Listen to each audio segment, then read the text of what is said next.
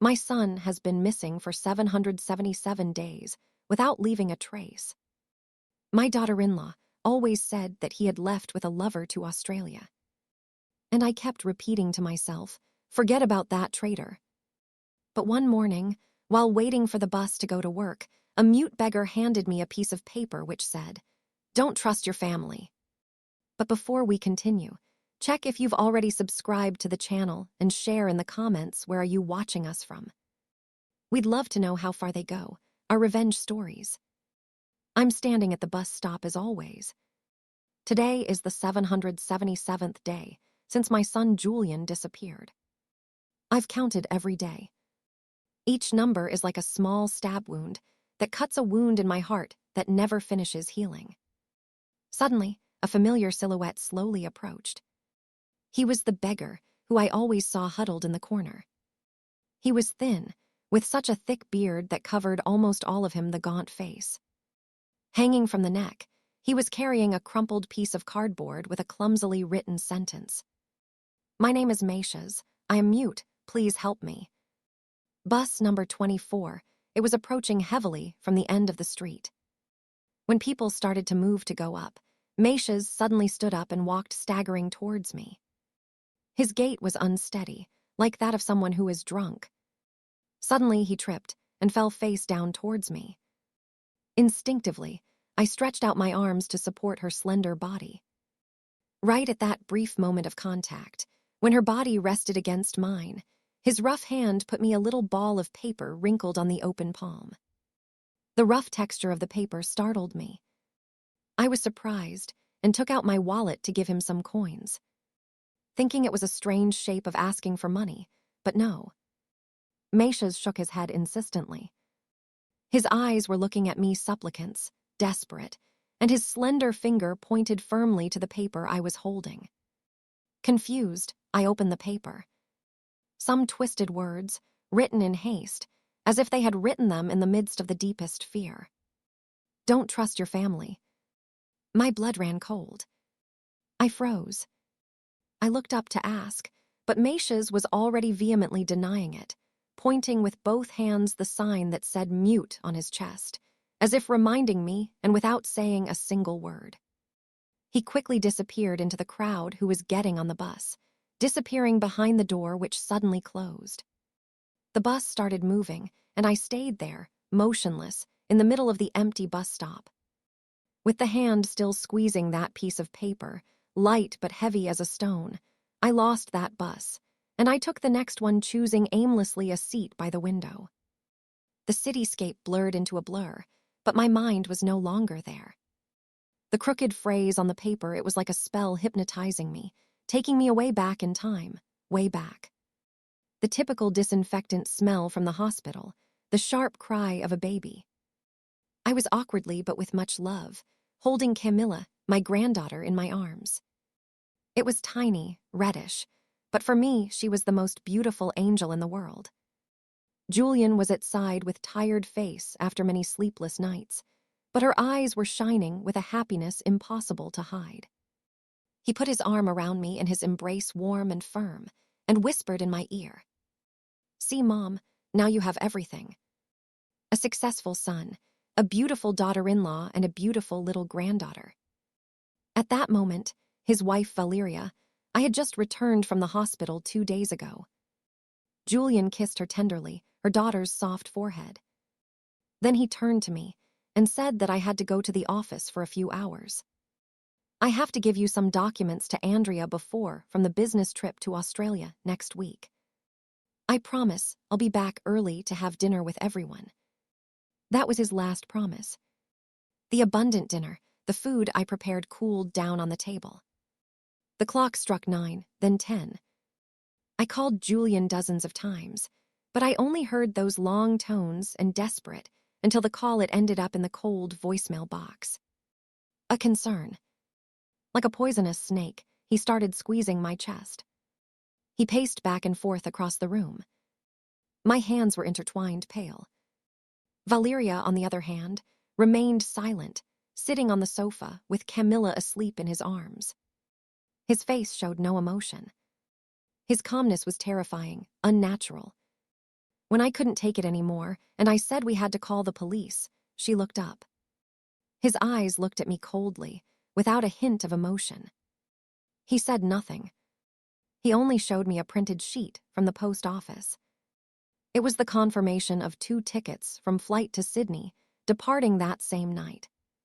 Passenger names: Julian Vargas and Andrea Rojas, your secretary. Then Valeria spoke in a monotonous voice, without a hint of warmth. A phrase that for 777 days has resonated in my ears, haunting me in every dream. He went to Australia with his lover.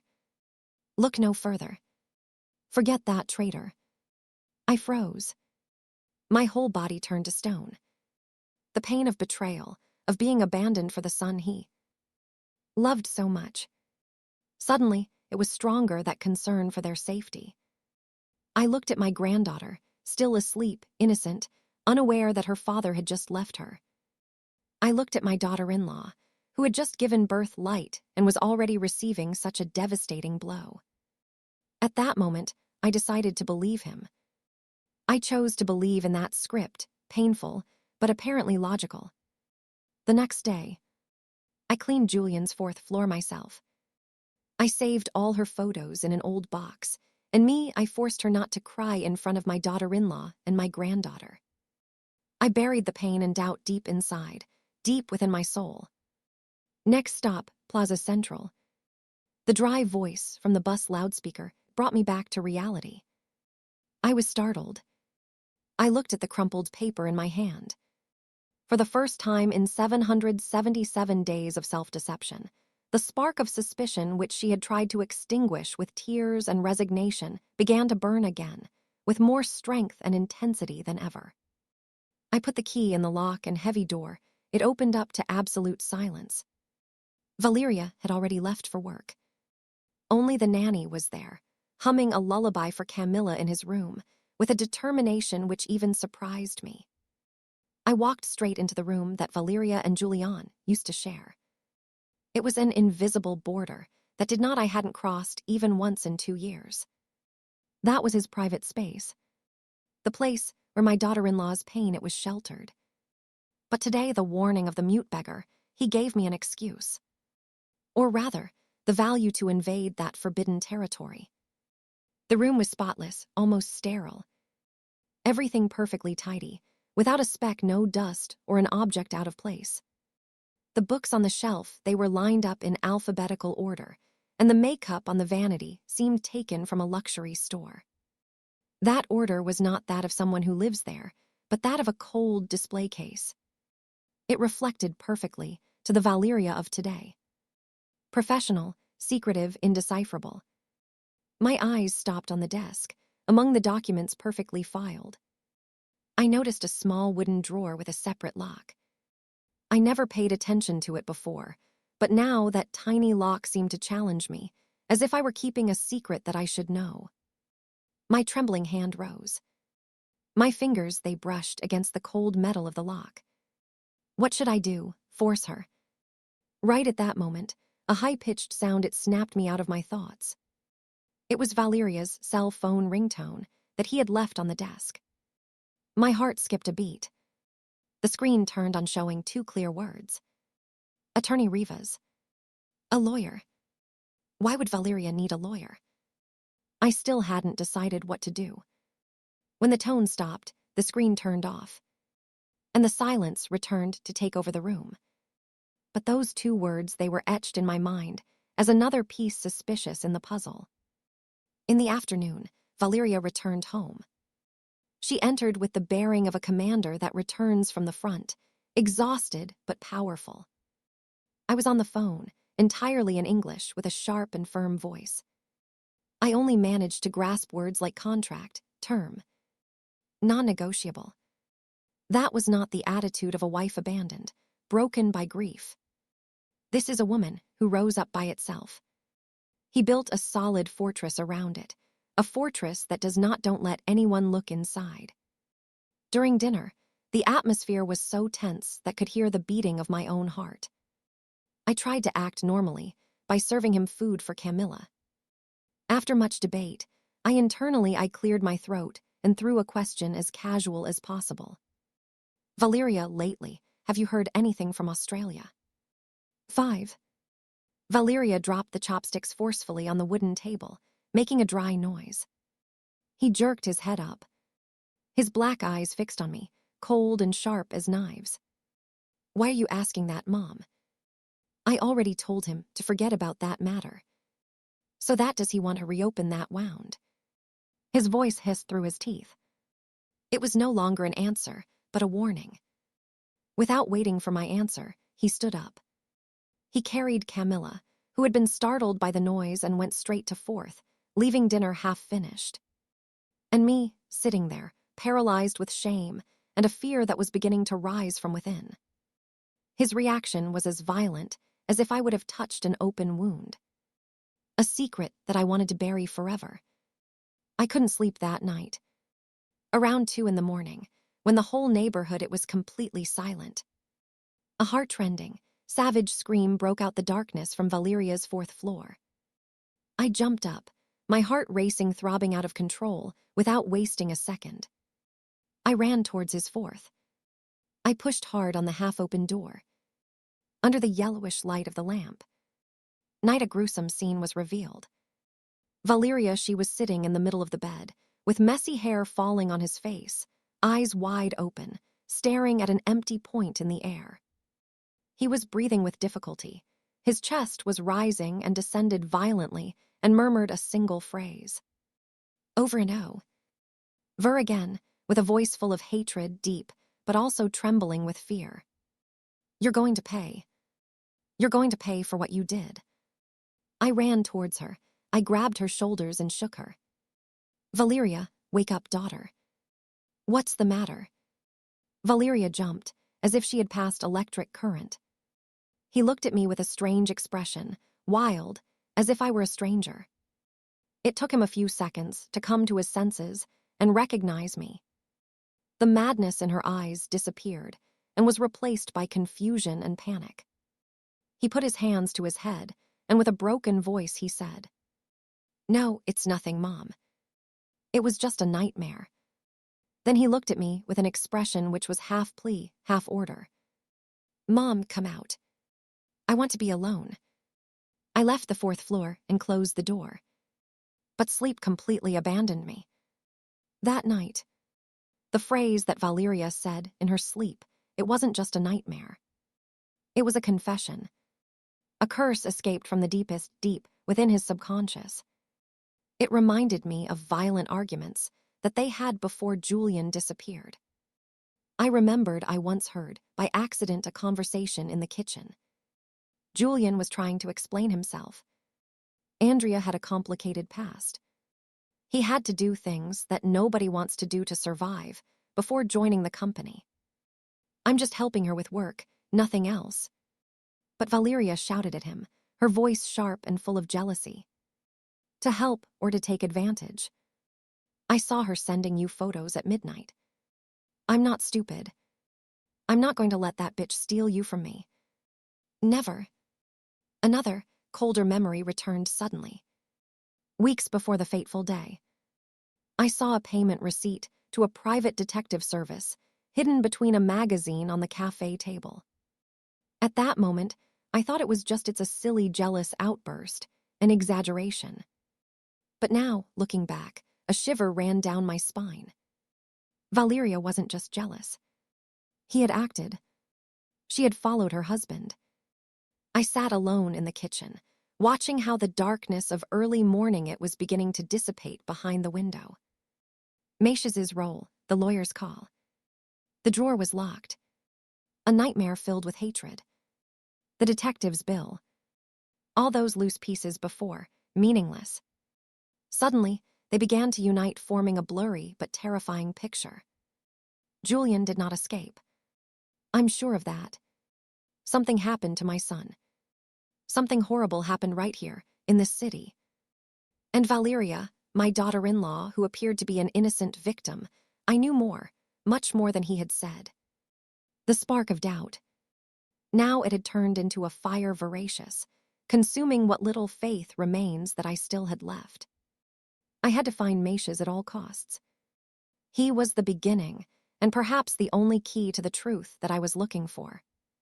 As soon as dawn broke, I returned to the bus stop. I stayed there for hours, waiting in despair that he would appear as always, from morning until noon.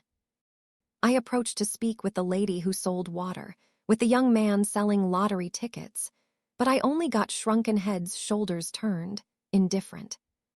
The mute man is seen from time to time. She doesn't have a fixed place, ma'am.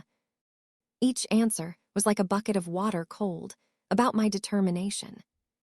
In the afternoon, I started to expand the search area, walking towards the nearby neighborhoods through alleyways, where they used to meet poor workers and homeless people. My legs were numb, dry throat, but the image of the little piece of paper and the look Macia's pleas wouldn't let me stop. Finally, when the sun was already setting in the west, a kind woman who sold vegetables, seeing my distressed face, he pointed me towards an old church at the end of the street. They give out free soup at night. And he told me, people like him usually go.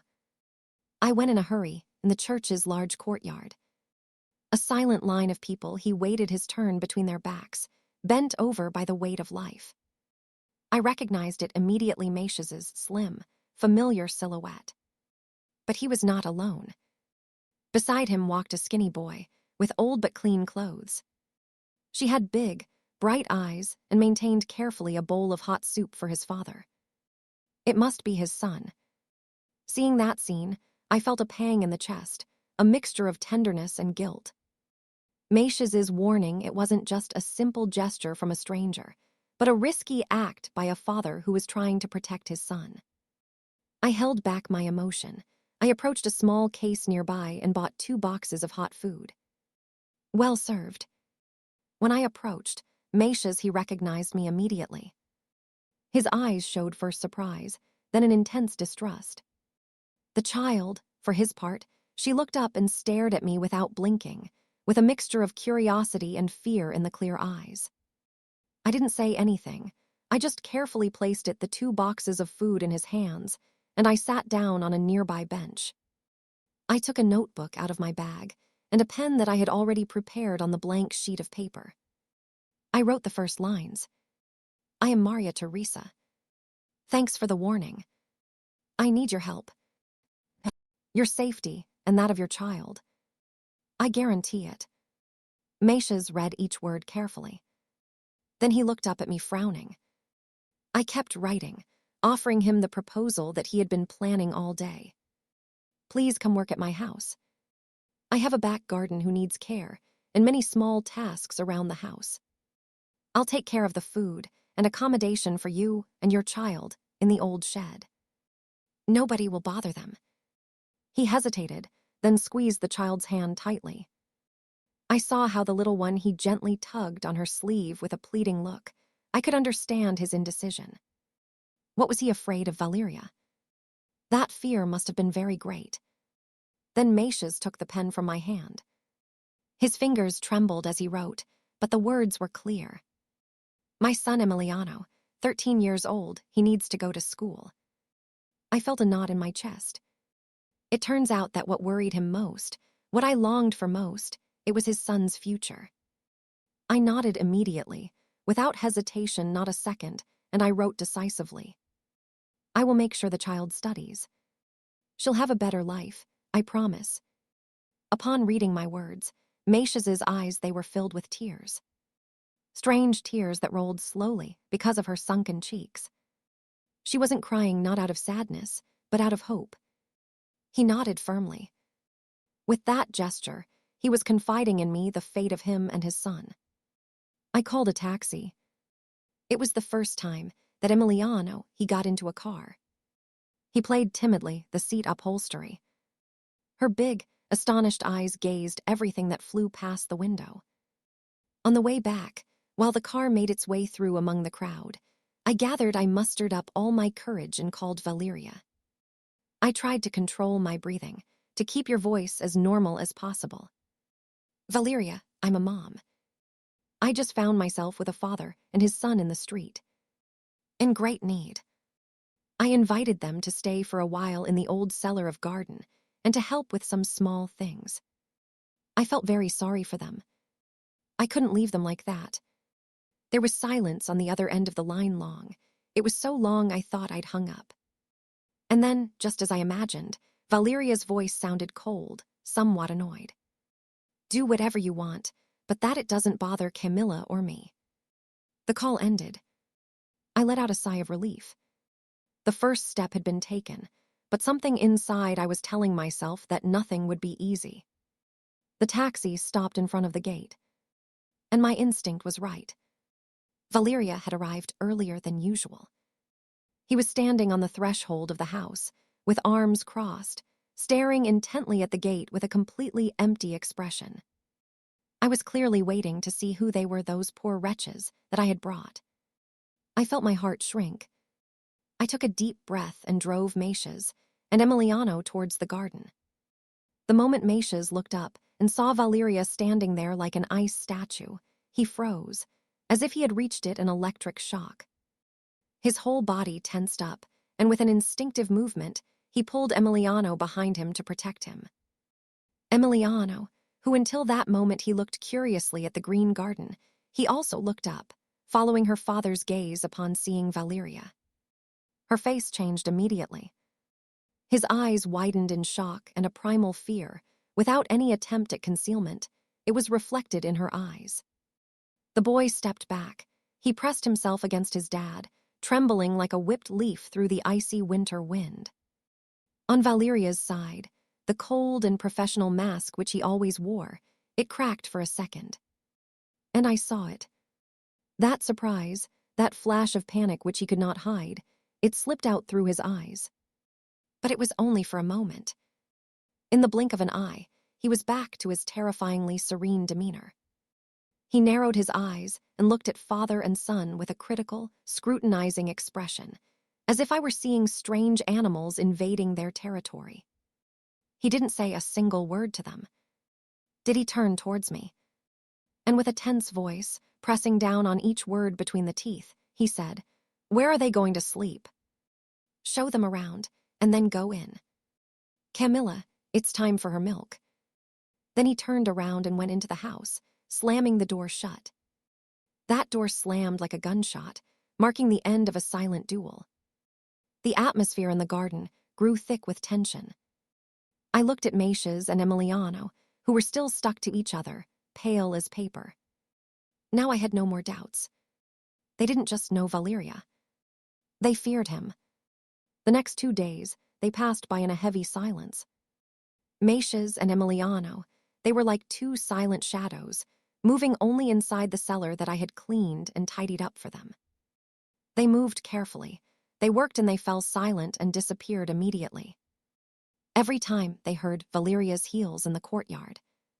For their part, Valeria acted as if they didn't exist. I walked past them without looking, as if they were air. With imperturbable coldness. The opportunity I had been waiting for.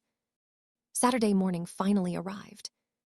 During NG breakfast, Valeria announced with a monotonous voice and without emotion that he would take Camilla to visit her grandmother and that they would spend the night there.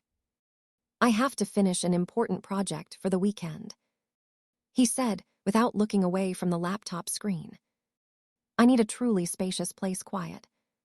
I just nodded, trying to hide the relief that was beginning to fill me inside. I stood at the door watching his car was walking away, until the sound of the engine, it faded away at the end of the street. Silence enveloped the house, but it was a different kind of silence, a liberating silence. Without wasting a second, I prepared a teapot of chamomile tea very hot. I put it on a tray along with some homemade pastries, and I went straight to the garden shed. Macias and Emiliano were sitting outside in an old wooden chair. When they saw me arrive, they seemed a little startled. I placed the tray on the small table. I smiled as tenderly as possible. I wasn't in a hurry. He didn't get straight to the point. "I sat down to serve you for the three of us, and then I went back to Emiliano. Emiliano, I began. I'm going to do the paperwork tomorrow to enroll in school.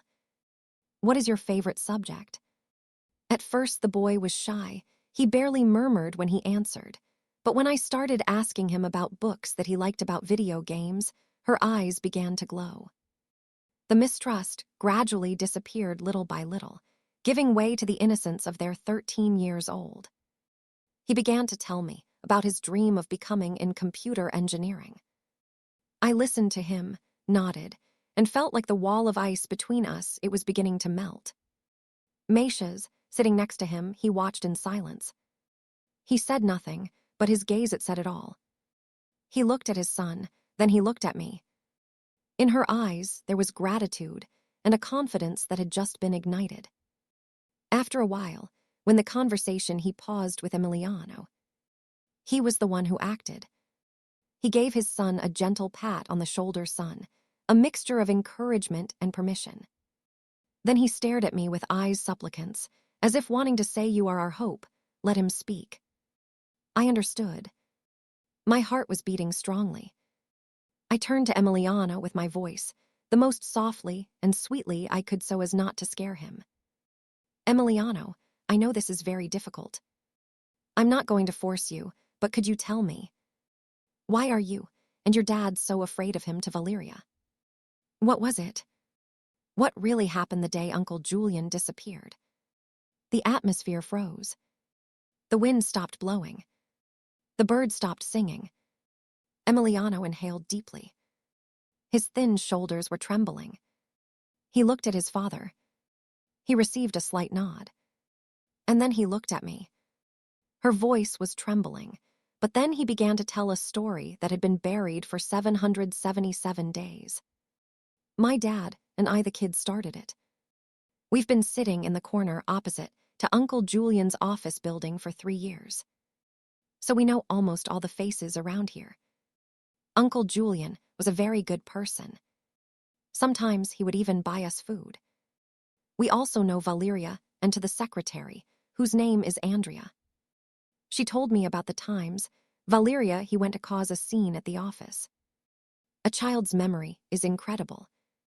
He repeated it almost word for word, the poisonous insults that Valeria screamed in the building lobby addressed to Andrea.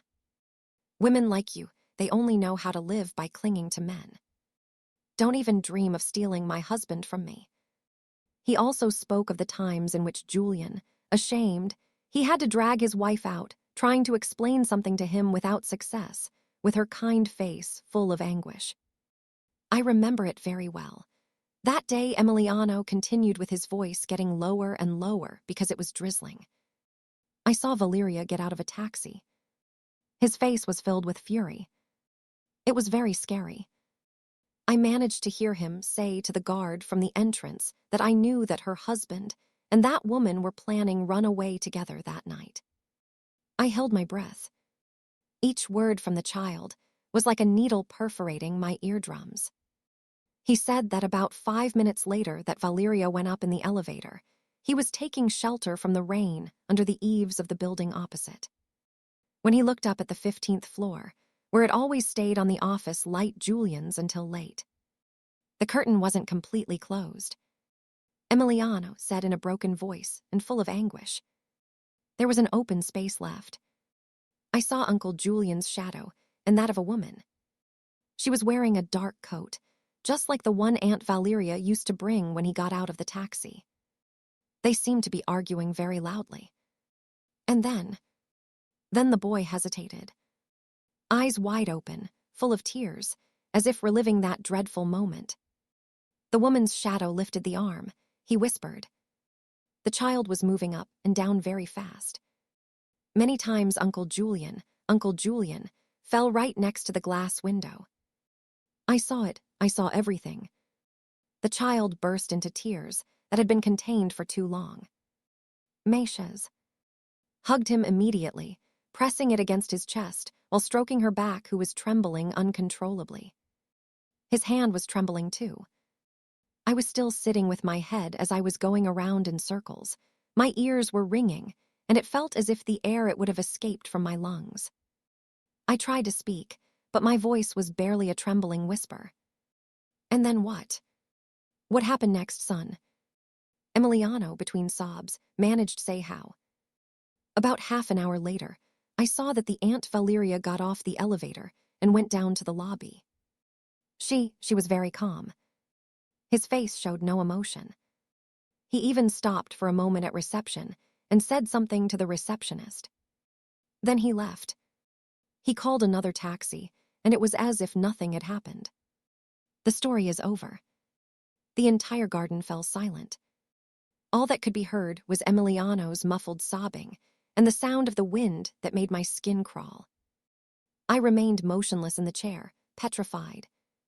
Every word the child said, every detail, it was like a hammer pounding my heart, shattering the world which he had tried to rebuild during the last 2 years. There was no longer any doubt. They were no longer loose pieces. The puzzle was complete. My son didn't run away. He was murdered, and the murderess, the one who cruelly took his life, she was his wife. The same woman who shared a roof with me. The mother of the granddaughter I loved so much. I don't remember how I managed it bring Maisha's back and his son to the old winery house. I only remember telling them, with a voice that didn't sound like mine. Close the door properly. Leave it to me. I'll take care of it. I entered the room feeling my body as heavy, as if it carried lead. I didn't turn on the light. I plopped down in my usual armchair. In the dark, all my energy had vanished. The truth. That truth which he had desperately sought for 777 days. Now she was there, naked and cruel, without giving me a way out. He didn't free me. On the contrary, it made me feel worse in an abyss of pain and torment. I looked towards the altar where it was still located with respect, my husband and I's wedding photo. The kind face of my late husband, he smiled at me silently. I asked, look at the line today, here I am in line, yay. But the only answer, it was the silence of the night. Staggering, I entered the room Camilla's, where she used to stay. When I came, I plopped down next to the crib empty, with a trembling hand, stroking the worn-out plush toy. The sweet smell of milk from my granddaughter, it was still floating in the air. In my mind, it was projected a messy and confusing movie. The image of Camilla laughing out loud, as pure as an angel. The expressionless face, and Valeria's ice cream for dinner. And then the image of Julian falling into the Emiliano's tearful account. Those 3 images were blending together. They crossed paths, they tortured my mind. A fierce struggle was raging inside me. If he unmasked Valeria, I will do justice for Julian. But what is the price to pay? My little granddaughter, Camilla, will grow up bearing the stigma of being the daughter of a criminal. All his life, she will be marked by her mother's guilt. But if I remain silent, if I bury this truth to protect my granddaughter's future, then my son's soul he will rest in peace. My son will continue to be remembered like a traitor. Like a man who abandoned his wife and her daughter. I can't stand that. In the moments that seem most silent, the pain screams louder. And if you want to listen those voices completely, it continues to accompany stories that hurt. And to my story. I sat in the dark until the first rays of dawn, they entered through the window. Almost at dawn, after a sleepless night, I made my decision. A painful but firm decision. Justice for those who are no longer here, it should be a priority. I cannot allow a monster disguised as a mother continue raising my granddaughter. I prefer that Camilla grows up knowing a painful truth, one who lives surrounded by lies and of a corrupted soul. Wait until 8 o'clock. When I was sure that Valeria he had not returned. I went to the back garden and I knocked on the shed door. Emiliano opened, his eyes still swollen. I tried to keep my voice as calmly as possible, without letting go the storm that was raging inside me. Emilian, can you come with me somewhere? Don't be afraid. You just need to tell the truth one more time. I promise I will be by your side. Emilian retreated scared, but seeing the determination unwavering in my eyes, he hesitated for a moment and then nodded. Maisha's was behind him, holding his hand tightly, with a look that mixed absolute anguish and total confidence in myself. I drove the car straight to the city police station. I gripped the steering wheel so tightly that my knuckles turned white. I asked to speak directly with the inspector in charge of serious cases. At first, the police officer on duty seemed to hesitate.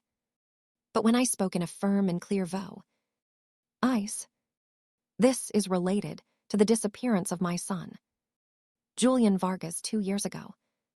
His attitude changed immediately. They took us to a room, private interrogation. A while later, an elderly inspector with a face cured based on experience, he introduced himself as Morales and went in. He looked at the child, who was cowering in fear, and then he looked at me with searching eyes. With help and support from a police officer psychologist, Emiliano told the whole story. This time, although he was still scared, he spoke more clearly and detail from Valeria's jealousy episodes until the terrifying moment he witnessed from the office window.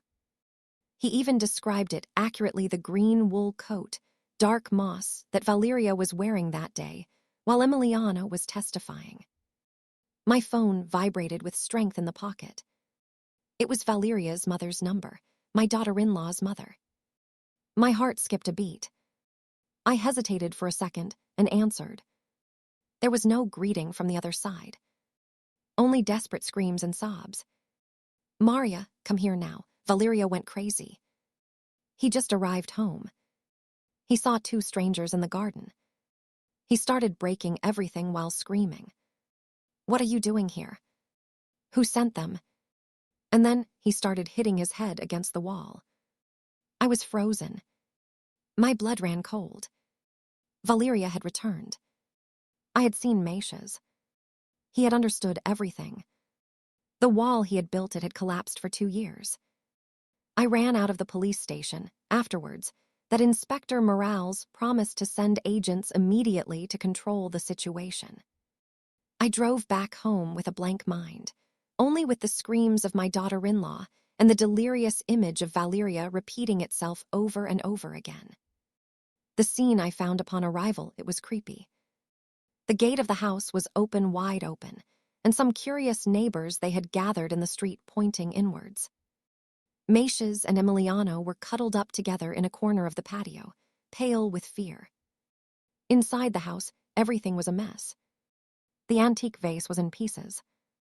The sofa had been completely ripped open. The pictures on the wall had been torn up and smashed to pieces on the ground. In the midst of that chaos, 2 burly paramedics, they were holding Valeria tightly. Not anymore, he had that cold, arrogant air of always. Her hair was messy, the clothes were put on incorrectly, his eyes were bulging, and he was shouting phrases meaningless. When they saw me come in, he began to struggle more violently. He pointed his finger at me and shouted with a deranged and hateful voice. "Was it you? This is all your fault. You were the one who brought them back." They gave him a sedative, and they put her in the ambulance heading to the psychiatric hospital. The doctors said he was under an episode of extreme agitation with signs of acute psychotic disorder.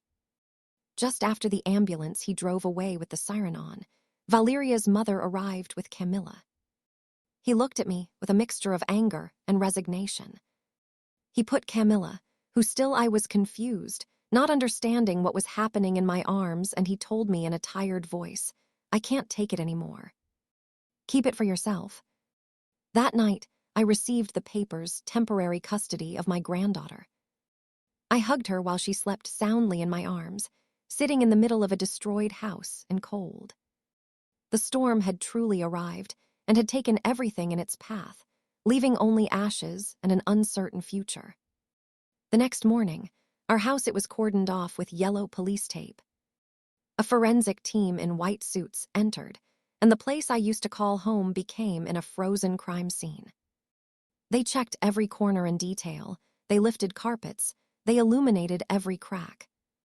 They focused especially on the 4th of Valeria and Julian's old office.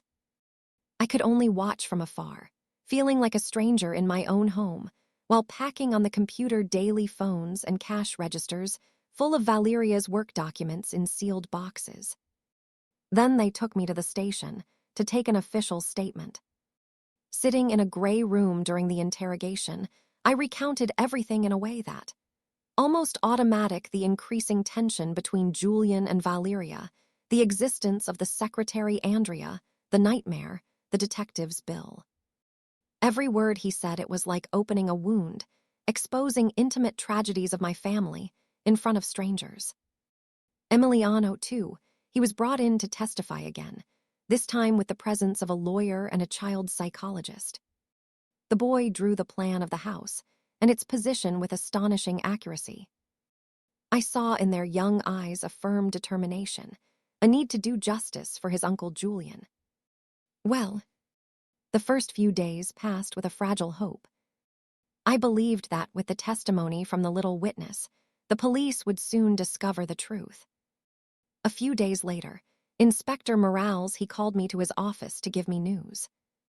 I went with a racing heart, hoping for a major breakthrough. But seeing the uncomfortable expression looking at her face, I knew it wouldn't be easy. Lady Maria began with an understanding, yet professional tone.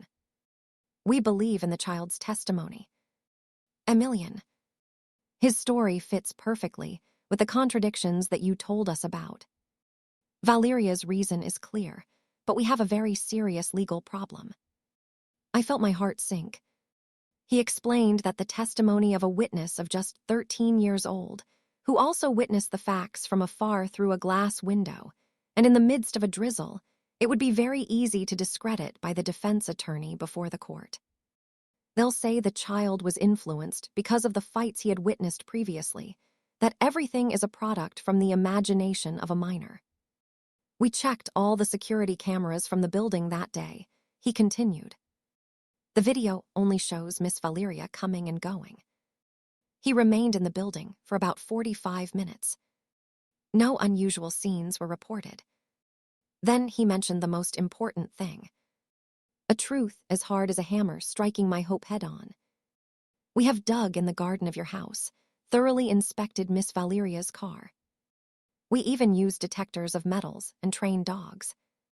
Ma'am, we didn't find a single trace significant, not a weapon. And most importantly, we found no body. You have to understand that we cannot accuse someone attempted homicide if there is no reliable evidence of a death. Week after week, the case stalled. My family's story was leaked.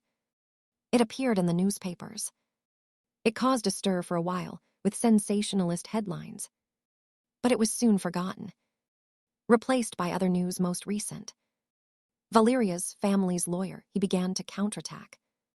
They filed a complaint claiming that the police were defaming him and damaging the reputation of a woman who he suffered from a serious mental disorder. They turned Valeria from a suspect in victim, an unfortunate wife who went mad because of the pain of her husband's betrayal. I lived in a state of endless waiting, a more painful wait than the loss itself. Every morning, the first thing I did upon waking up, it was time to check my phone, hoping to find a call from Inspector Morales. A new piece of news, no matter how small it was. But the phone remained silent. My faith in justice, it began to wobble, to crumble. He had sacrificed my family's last piece, boarding school my daughter-in-law in a hospital, converted to my granddaughter in an orphaned girl. I bet everything. And in return, all I got was an alley, no way out at the hospital. Valeria's situation was not improving. He refused to communicate with anyone, even with their own parents. She just sat curled up in a corner of the fourth, with the gaze empty, fixed to the white wall. Sometimes, at night, she screamed in terror, but nobody understood what he was saying. The doctors said it was a disorder of extreme post-traumatic stress, but they didn't know what the real cause was. 1 month after my visit to the police station, Inspector Morales called me again. This time, his face looked tired and somewhat defeated. He said they had done everything they could. They tracked down the secretary, Andrea. The latest information confirmed that had boarded a flight to Sydney. According to the planned itinerary, he entered the country legally and then disappeared without a trace in Australia. This disappearance, ironically, it only reinforced the hypothesis that they had both fled together, further weakening the assumption Valeria's motive for committing a crime. According to the researchers, finally told me a decision I already sensed. Mrs. Maria, we're very sorry. Due to a lack of conclusive evidence, we will have to suspend temporarily the active investigation of this case. The case will not be closed, but we cannot continue allocating resources to an investigation with no progress. However, he added, as a final consolation, we will announce a major reward for anyone who provides information that leads to the discovery of Mr. Julian's body or Miss Andrea. I left the police station, feeling that the ground beneath my feet was crumbling. That reward, it was not a sign of hope. It was an admission of defeat. The police's last resort. When they had nothing left. I had lost the battle to clear my son's name. My son was still lying somewhere, and the criminal, even if he lived in a constant state of delusion, he was being protected by the law. Under the label of psychiatric patient, passer in several weeks in overwhelming silence. My life became in a repetitive and empty sequence. One gray afternoon, while I was tidying Julian's old wardrobe, the phone on the table began to ring insistently. It was an unknown number. For a second, I was about to ignore it. I no longer had the strength to talk to anyone. But something, a feeling confused, it prompted me to answer. Hello. My voice was barely a hoarse whisper on the other end, a familiar voice. Mrs. Maria, Teresa Vargas. Inspector Morales speaks. I shuddered, but this time her voice didn't sound tired nor condescending. On the contrary, th. There was urgency in her, and an emotion impossible to hide. Mrs. Maria, you can come to the station immediately. There is a very new development, very important. It just arrived for someone. My heart was pounding in my chest. That hope I thought was dead a while ago. It sprouted suddenly like a small, fragile sprout. I asked the neighbor to take care of it. I went to Camilla and ran towards the car. My hands were trembling, so much I had to hold on tight to the steering wheel, so as not to stray. Throughout the entire journey, I forced myself not to think, not to get my hopes up too much for fear of falling again at the station.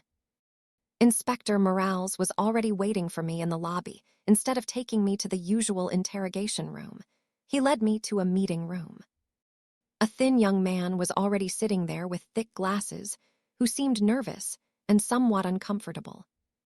She stood up as soon as I entered. Ma'am, this is Leo. He introduced me. The inspector brought something that we had been looking for a long time. The young man introduced himself as a programmer. He began to tell his story with a trembling but clear voice. 2 years ago, when I was still a senior student, I lived in the building right across from Julian's company. I was developing a complex project on technology motion recognition and had scheduled a small security camera on the balcony of his apartment to automatically record everything that happens in the windows of the building opposite and save it to an external hard drive. The goal was simply to collect data for his algorithm, he explained. After to submit my project and graduate, I threw that hard drive in a box with books, and I forgot about its existence. Last week, as I packed my things to move, I thought about selling some records' old hards to scrap iron. I connected it to the computer with the idea to delete everything for security, when suddenly I saw on the internet the news about the big reward that the police offered because of his son's case. Curiosity got the better of me, Leo continued, and I used software to search for files from the mentioned day according to the date of the article, and I found it a video that is almost an hour long. Inspector Morales made a sign to a technician. They turned off the lights in the room.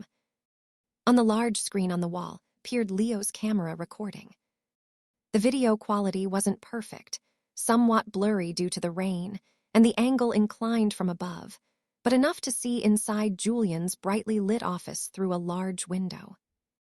The room held its breath. I saw my son Julian standing, talking to a woman. She had her back to the camera. He was wearing a dark coat. My heart sank. I got ready to see Valeria, to face the most painful truth. They seemed to be arguing intensely. Suddenly, the woman threw herself into his arms. Julian looked surprised, but gently and firmness turned her away, maintaining a certain distance. And then, in an unexpected moment, she took a step back, and her face he stood in front of the camera. It depicted the fury, disappointment, and obvious madness. My God. It wasn't Valeria.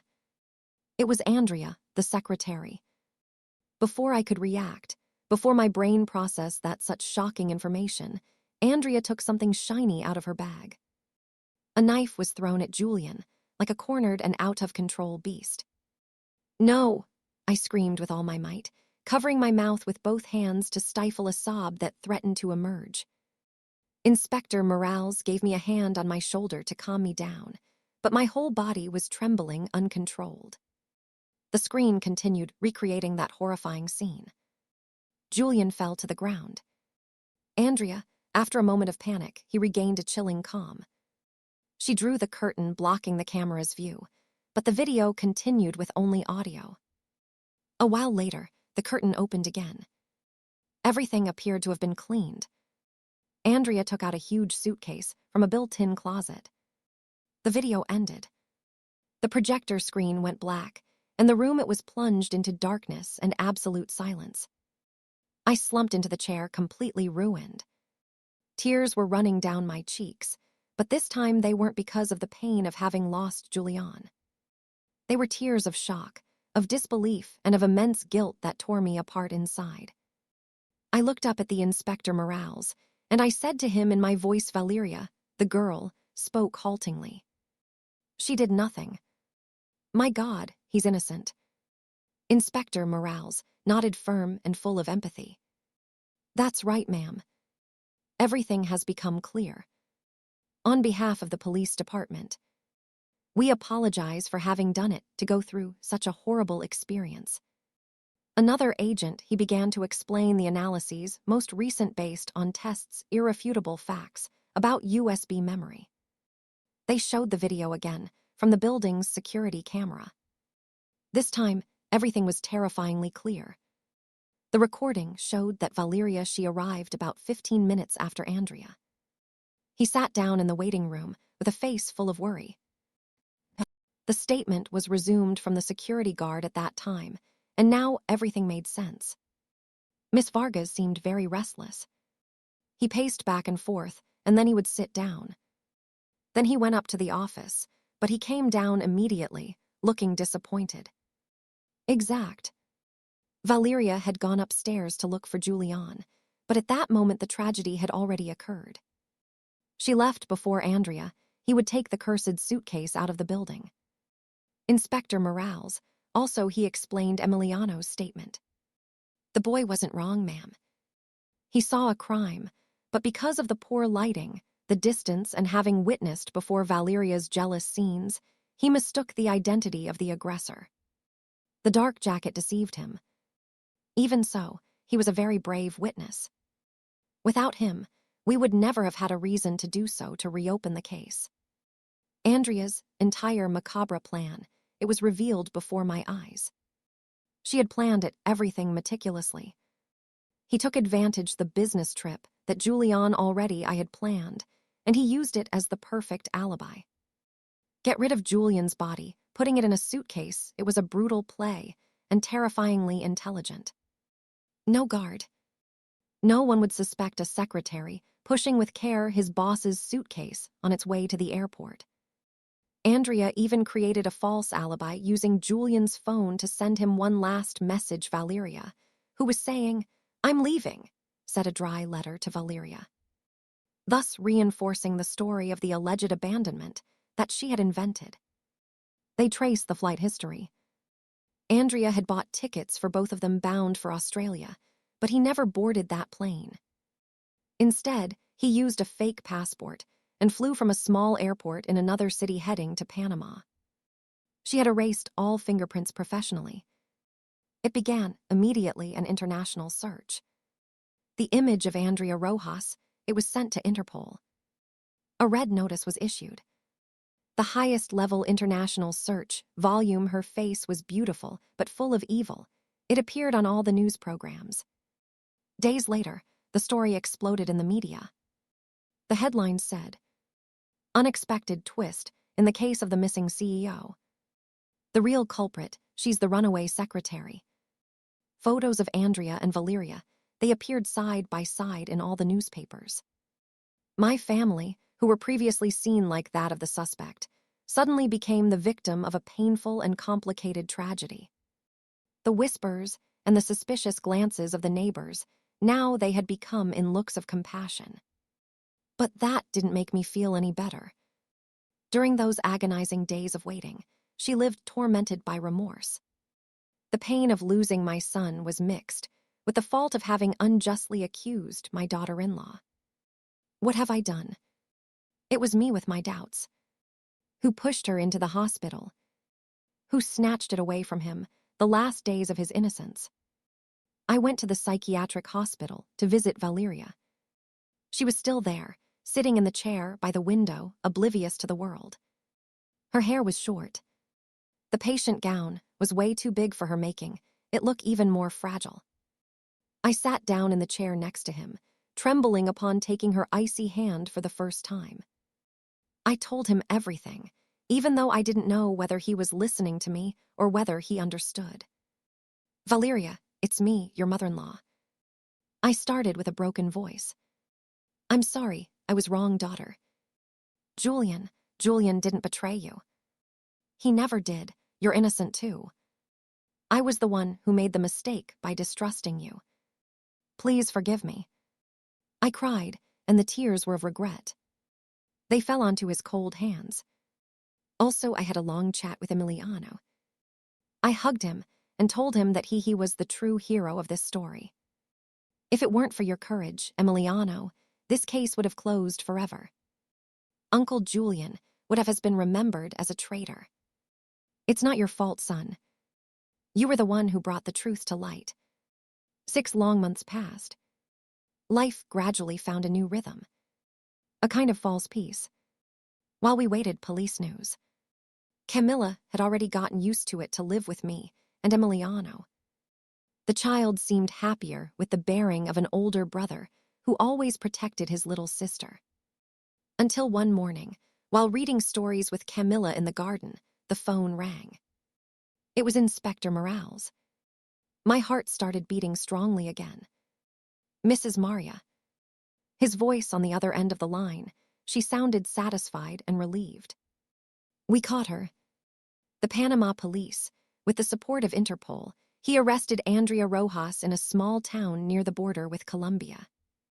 He was living under a false identity, working in a bar. The network was shut down. Andrea was extradited to the country in the middle of a swarm of journalists. His image getting off the plane of the handcuffed policewoman, it appeared on all the news programs. She looked thin, haggard, with short, badly cut hair, empty eyes staring at the camera without any emotion. She was no longer that confident and astute woman, with a professional smile at us. Ed to be seen in the photos, with the company's employees. Time and guilt had devoured him everything, leaving only an empty shell. In the first interrogation, when confronted with the irrefutable video from Leo's USB drive, the last Andrea's defensive wall collapsed. He no longer denied it, moreover. He never lied or beat around the bush again. She confessed to all her actions with a chilling tranquility. The first thing Inspector Morales, he asked for the location from my son's body with a voice monotonous, showing no emotion whatsoever. Andrea drew a rough map on a sheet of paper, pointing to a piece of land vacant lot near the river where people usually dumping construction debris. "I buried the suitcase there, under a pile of broken bricks," he said, as if he were giving instructions to get to any place. Inspector Morales, he called me on the phone to inform me and ask me if I wanted to go to the place. I rejected the proposal immediately. No, I didn't want to see my son under those conditions. I didn't want the last image of Julian was such a heartbreaking scene. That afternoon, I didn't leave the house. I hugged Camilla tightly and prayed silently. Macias and Emiliano, too, they sat down next to me, completely silence, without leaving me not for a moment. Your presence, it was a silent comfort, for which I felt deeply grateful. Upon falling that night, Inspector Morales, he called again. His voice turned deep, with a mixture of relief and deep sorrow. "We found it, ma'am. We give you our sincerest condolences." The next day, I faced the moment most painful in a mother's life. I went to the morgue to carry out the recognition, although I had already prepared myself mentally. When the coroner slowly lifted the white sheet, my legs gave out. Time and earth, they had destroyed many things. But I still recognized my son. I recognized him by his wedding ring made of platinum that she never took off. It was the ring that Valeria, he named it after his wedding day. Symbol of a love which he protected with his own life. I cried until I had no tears left. I cried for the 777 days that my son lay alone beneath the cold earth. I cried because it had finally been returned to him his innocence. A few months later, Andrea's trial took place. I was sitting in the front row, the one intended for the victim's family. I wanted to look straight ahead to the woman who destroyed my family. I wanted to hear it from his own mouth, the whole truth. The prosecutor presented in detail the entire criminal process from the preparation of the weapon, the meticulous plan to get rid of the body in the way cruel, in that he created a false alibi to blame someone else. The room of the court remained completely silent. When questioned about her motivation, Andrea began to testify. His voice was no longer indifferent. Now he was overflowing with bitterness and hatred. She spoke about her difficult past, about undignified work that he had to do to survive. Julian was the first in giving it a real chance. He treated her with respect and kindness, something I had never experienced before. That kindness. Unfortunately, she mistook it for love. A blind feeling arose within her, a morbid need for possession. He confessed that he intentionally sent ambiguous messages and photos on Julian's phone, looking for a way that Valeria saw them by chance. Their goal was to separate them. I wished that Valeria, with her character jealous, he won't be able to stand it anymore, the situation, and leave it. Then she would have her chance. Andrea recounted that on that fateful day, I knew Julian was going on a trip for work. It was their last chance. He arrived early at the office, one last time, to confess his feelings to her. To bet everything, he told Julian. "If I say one word, and I'll drop everything. And I'm going with you. We will start a new life." Julian, my son, she rejected it clearly and firmly, according to Andrea's testimony. My son told Andrea, "I'm so sorry. I only see you as a colleague, like a younger sister. I love my wife and my daughter more than anything in this world. Please, don't mess with my family again." That phrase, a phrase full of responsibility and the love of a husband, of a father, it was precisely the straw that broke the camel's back. The outright rejection turned into love, Andrea's blind hatred. "I can't have it," she screamed in court with wide eyes. "Then nobody, he won't be able to, not even his wife." The judge's gavel, it struck with a dry, firm sound, handing down the most just for Andrea's crime. The rest of his life will end behind prison bars. The case was officially closed. Justice, although late, it finally came to pass. But that couldn't bring my son back. I left the courthouse, and I looked up at the blue sky. For the first time in over 2 years, I felt the light chest, as if they had taken it away from me, a rock above. The pain of losing my son, it was still there, sharp. But beside him, there was a strain. Peace. Now I could tell Julian, even if it was only inside me. "Son, you can now rest in peace. Everyone knows you were innocent. Mom is proud of you." After the trial, My family's life, it did not immediately return to normal because that normality no longer existed. Instead, we started to build a new normal on the rubble. The garden behind the house, where once they witnessed clashes silently, it bloomed again under the dedicated hands of Maishes. The rose bushes began to bloom, and the vine of yucca flower it perfumed the nights once again. The garden became a symbol of my family's rebirth. After thinking it over carefully, and with Maish's consent, I completed the adoption process officially to Emiliano as his grandson. That child deserved to have a family, a bright future. Now Emiliano is no longer the shy boy and scared before. Being able to go to school and live surrounded by love. He was reborn. He is an excellent student, especially in scientific subjects, and became a true older brother, always taking care of and protecting Camilla every afternoon. I usually sit on the porch swing, seeing the two children play and run on the grass. Their clear laughter, Emiliano's shouts. "Wait for me." And Camilla, "Be careful you don't fall." They mix and become sound, most beautiful in the world. That laughter is like a healing balm or apple, filling the immense voids that the tragedy left behind. They are the future, the hope, the reason I keep going. Let the truth come to light. It also had a positive impact in Valeria's treatment. Knowing that her husband never betrayed her, and that she was completely innocent, it took away the greatest psychological burden which he had carried for more than 2 years. The wall of ice he had built, it began to melt around him. Every weekend, Emiliano, Camilla, and I, we went to the hospital together to visit Valeria. At first, she just looked at us in silence, with a still lost gaze. But little by little, it began to smile when they saw Camilla tell stories from the nursery with your little voice. Then he began to ask short questions, but full of progress. "Emiliano, you're doing well in school. Camilla behaves well at home, Mom." One day, when Emiliano and Camilla were playing in the hospital garden, and we were left alone in the room, Valeria suddenly took my hand. Her eyes were filled with tears. He stared at me.